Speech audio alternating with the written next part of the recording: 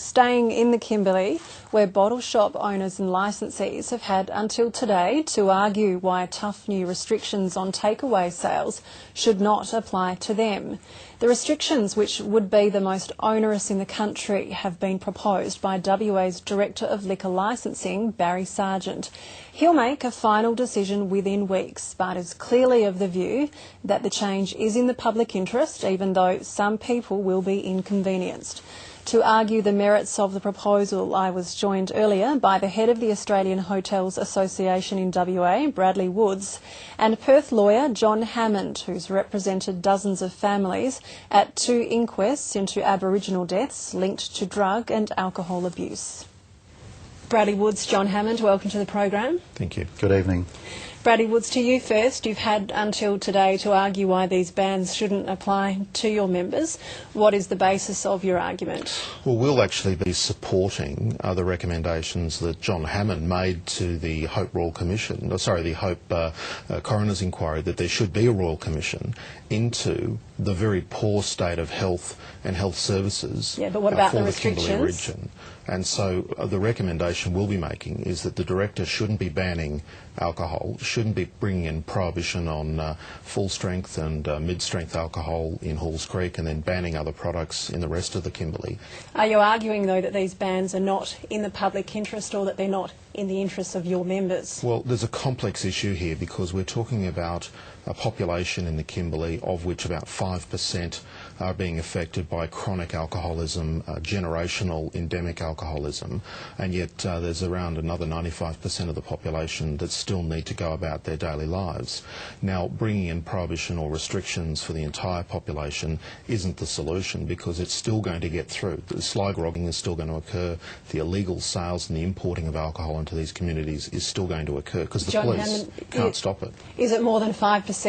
You've seen the effects of alcohol abuse firsthand? I think the effects of alcohol abuse in the Kimberley have been absolutely devastating. It's ravaged Indigenous communities, and it's Indigenous communities that are asking for the bans. It's not coming from government, it's coming from the Indigenous communities themselves, and it all started in Fitzroy Crossing.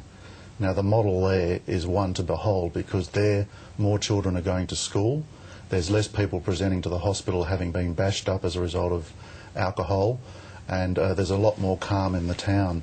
So I don't just speak for hotel owners, I'm speaking for 95% of Indigenous people in the Kimberley. They want these bans to stay and they don't want them to be lifted. Bradley Woods, do you accept that the abuse of alcohol in the Kimberley is so bad that something really drastic needs to be done?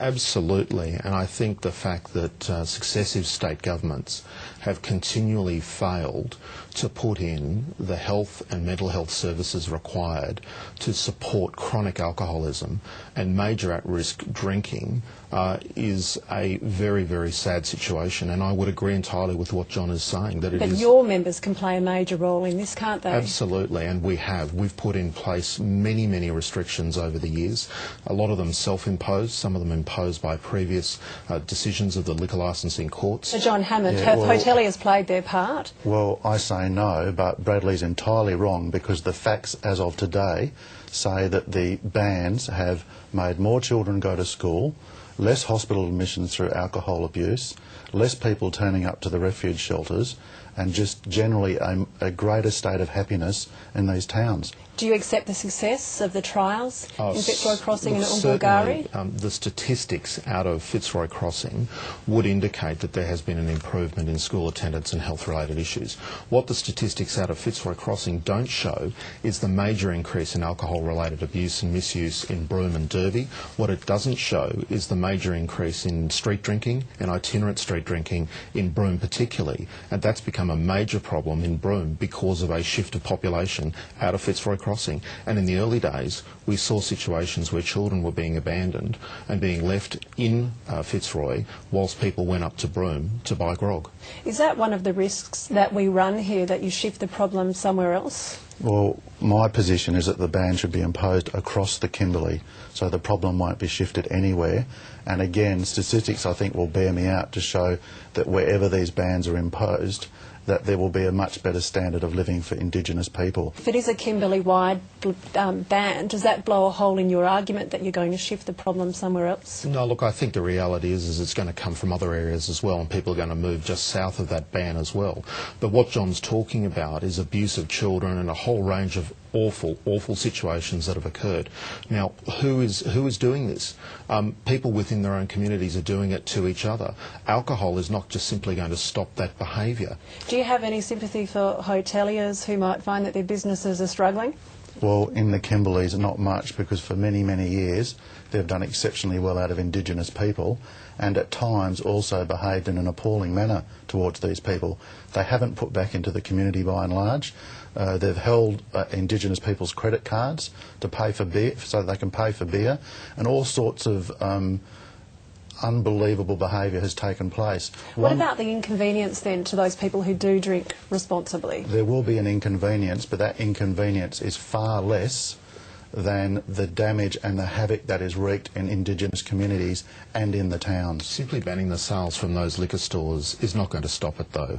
Those people, and quite often they're members of the same families and the same communities, will drive distances to bring it in on the back of utes in their own trucks and sell it at massively inflated prices. And we saw that directly after the Fitzroy Crossing ban came in, where cartons of beer normally selling for $40 were being sold for $120 amongst family members that were profiteering out of the restrictions. And some of your members have warned that if these restrictions come into force, they will shut down their businesses. Is that bluff and bluster, or is that reality? Look, some of them will. I think the issue here is more about the health and the well-being of the Kimberley region. At the end of the day, this is not about economics. This is about good policy. By giving the government a get-out-free card of just simply banning alcohol and putting the responsibility entirely on the Director of Liquor Licensing is giving Children's Services, the Health Department, the police and a whole range of other agencies that have failed decade after decade to stop the abuse of children, to stop the appalling health conditions in the Kimberley. I don't believe that we should be giving them a get-out-jail-free card. Okay, well, Rebecca, the question I'd like to put to Brad then, a final comment if I may, is does he then support open slather for alcohol in the Kimberleys? No bans at all. Well, that's a ridiculous statement. Of course we don't. We don't recommend that. So they do agree with some bans? We do agree that some restrictions are in place and they're self-imposed at the moment, and we've been very strongly supportive of those restrictions, and licensees themselves have instigated them. A final comment? Well, it's got to be tried, and what's been tried to date has worked, so that's my final comment.